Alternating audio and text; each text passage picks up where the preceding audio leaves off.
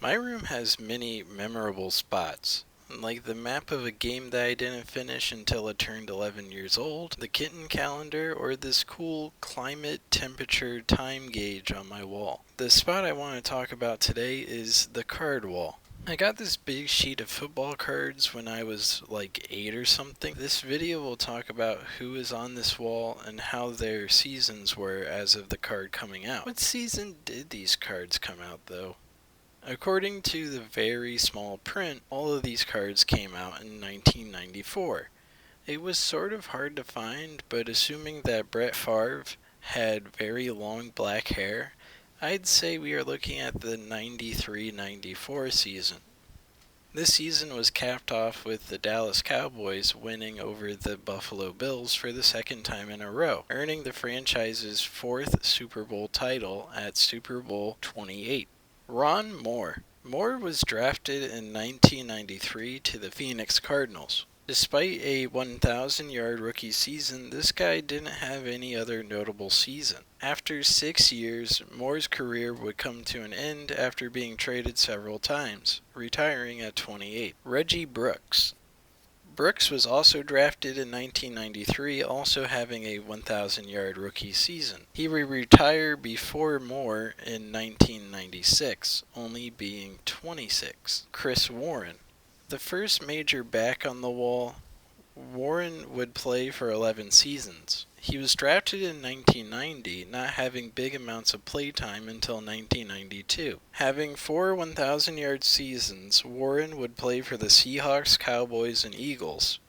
Warren would retire in 2000 at the age of 32. Ricky Watters. Watters was drafted in 1991, playing for the San Francisco 49ers. Watters had 7 1,000-yard seasons, which made him one of the best running backs ever. He would also play on the Eagles and Seahawks until he retired in 2001 after 10 seasons due to a lingering injury at the age of 33. Jerome Bettis.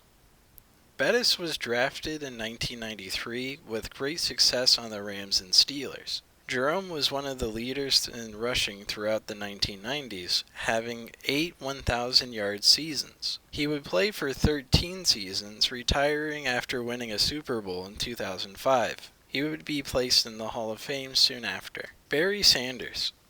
One of the best to ever do it, Sanders would be drafted by the Lions in 1989. Despite only playing 10 seasons, Sanders would have several seasons with 1,500 yards. He also had 2,053 yards rushing in 1997. He would retire in 1998, even though he could have played at least another season. He never had a season under 1,000 yards and entered the Hall of Fame. Marcus Allen. Drafted in 1982, Allen played for the Raiders and Chiefs, winning a Super Bowl in 1984. He had 4 1,000-yard seasons and would start to slow down in 1989. Allen would retire in 1997 with 16 seasons under his belt. Eric Pegram. Drafted by the Falcons in 1991 with little success, Pegram had a 1,000-yard season in 1993, but wouldn't have another season like it for the rest of his career. After playing for 7 seasons, Pegram would retire at 28. Rooney Hampton. The Giants drafted Hampton in 1990 with 5 1,000-yard seasons in his career. He would retire in 1997 after 8 seasons, possibly due to a knee injury from the year before. Barry Foster. Foster played on the Steelers and Panthers, being drafted by the former in 1990. He had a single 1,000-yard season in 1992. After failing a drug test and feeling too beat up, Foster retired at 27, only playing 5 seasons. Thurman Thomas. The real deal. Thurman Thomas would have 9 1,000-yard seasons, playing 12 seasons with the Bills and 1 with the Dolphins. His career came to an end in 2000, gaining a spot in the Hall of Fame. Emmitt Smith. One of the key pieces to the Cowboys dynasty, Smith had 11 1,000-yard seasons. He would play for 15 seasons with the Cowboys and Cardinals, retiring in February 2005. Leading every player in rushing records, Smith was quickly inducted into the Hall of Fame. Shannon Sharpe. Sharpe was drafted onto the Broncos in 1990, but his career didn't start to take off until 1993. He caught the ball for nearly 1,000 yards, later completing the feat 3 times. Sharpe would go on to win 2 Super Bowls with the Broncos before heading to Baltimore and winning another. Sharpe found his spot in the Hall of Fame a decade later. Anthony Miller. Miller was drafted in 1988, gaining the uncanny ability to mark 5 1,000-yard seasons. He only played for 10 seasons with the Chargers, Broncos, and Cowboys. Unfortunately, Miller joined these teams in strange periods and never won a ring. Irving Fryar. Drafted by the Patriots in 1984, Fryar didn't have major stats until 1990. Fryar held 5 1,000-yard seasons and played for 17 total. Despite great success near the end of his career, Fryar retired without a championship with his name on it. Andre Rison. Rison was drafted in 1989 by the Colts as their primary return man, similar to Tyreek Hill and the Chiefs as of recent. Rison was traded around the league like a plague, playing for 7 different teams in his career. Rison's consistency led him to 5 1,000-yard seasons and a Super Bowl win in 1996. Herman Moore. Drafted in 1991, Moore started being a major threat in his sophomore season. He had 4 1,000-yard seasons, mostly playing on the Lions. His last game with the Giants was depressing, never completing a pass and being released. Michael Irvin. The second key to the Cowboys dynasty, Irvin had 7 1,000-yard seasons. He was drafted in 1988, playing his entire career with the Cowboys. After winning 3 Super Bowls with the Cowboys, a destructive injury led him to retire after 12 seasons. Irvin is in the Hall of Fame. Andre Reed.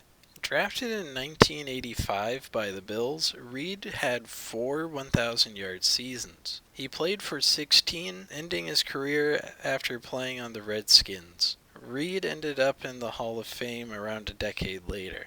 Sterling Sharpe. Sterling is Shannon Sharpe's brother, and also the first weapon for quarterback Brett Favre. Unlike Shannon, Sterling only played 7 seasons on the Packers. Sterling had 5 1,000-yard seasons, but his longevity is hurting his chances on entering the Hall of Fame. Tim Brown.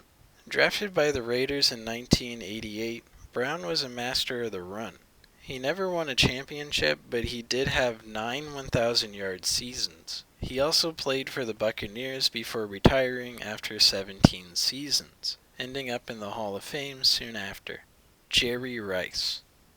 Drafted by the 49ers in 1985, Rice is arguably the best receiver to ever play football. Winning 3 championships with the 49ers, he had an astronomical 14 1,000-yard seasons. Rice also played for the Raiders and Seahawks before retiring after 20 seasons. A guaranteed Hall of Famer, Rice still holds many receiving records.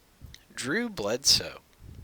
Bledsoe was drafted on the Patriots in 1993. Bledsoe had 3 4,000-yard seasons in his career, and he was replaced by a certain GOAT before moving to the Bills in 2002.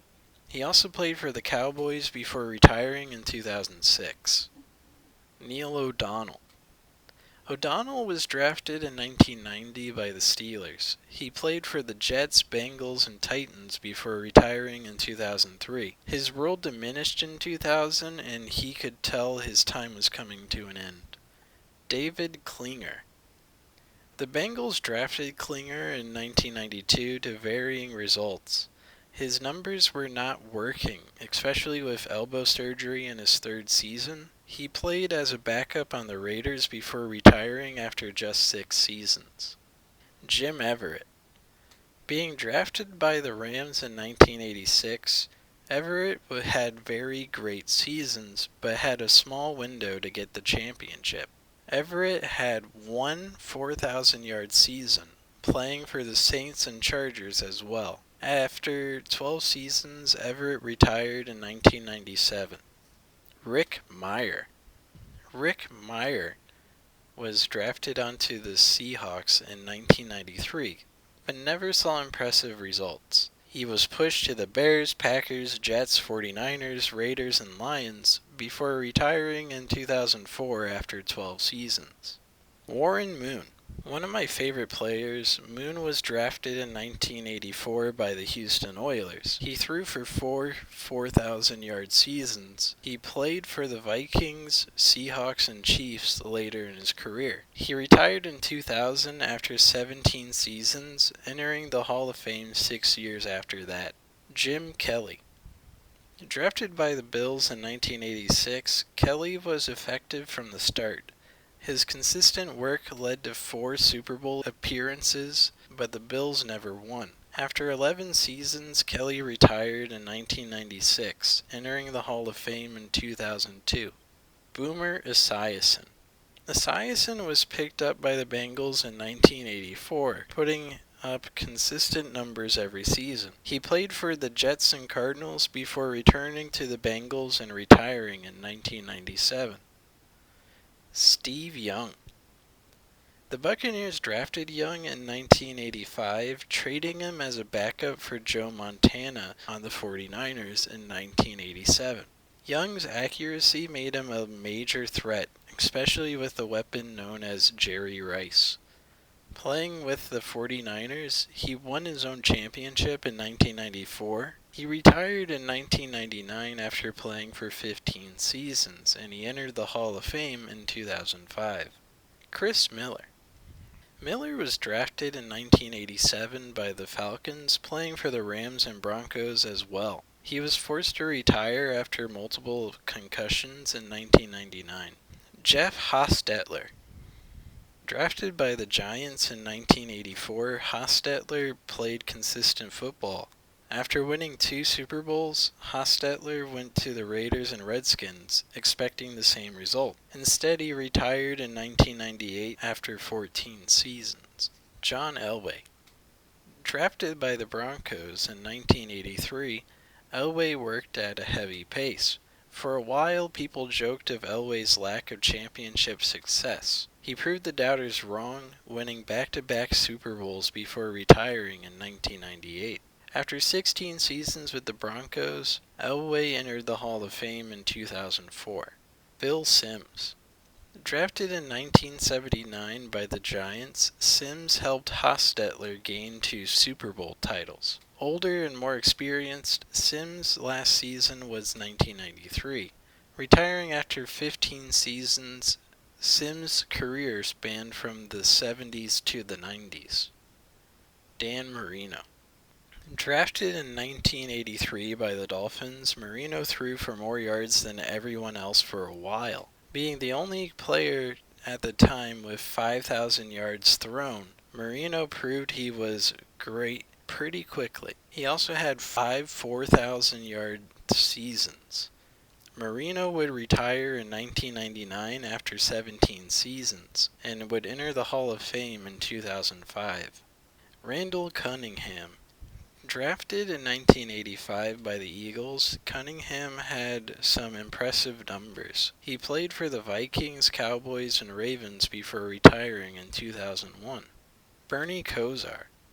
Kosar was drafted in 1985 by the Cleveland Browns, being the biggest star on the team until 1993. He was dragged onto a Cowboys team that didn't need him, and then the Dolphins as a backup. Kosar retired in 1996 after 12 seasons. Brett Favre. Favre was drafted by the Falcons in 1991, but was traded in his second season to the Packers. Favre played great there, winning a Super Bowl in 1996. With 6 4,000-yard seasons, it was obvious that Favre was a great quarterback. He moved to the Jets and Vikings before retiring in 2010 after 20 seasons. Troy Aikman. The third key piece to the Cowboys dynasty, Aikman was drafted by the Cowboys in 1989. Aikman remained consistent for his entire career, winning 3 Super Bowls. He retired after wear and tear in 2000, ending his career after 12 seasons. He was placed into the Hall of Fame in 2006. Even though the card wall is just hanging in my room, it's interesting to find out how much history is there. The NFL continues to make more and more cards, but this sheet is something that has always intrigued me. The card wall will continue to have history as long as football continues to be popular. Thanks for watching this video.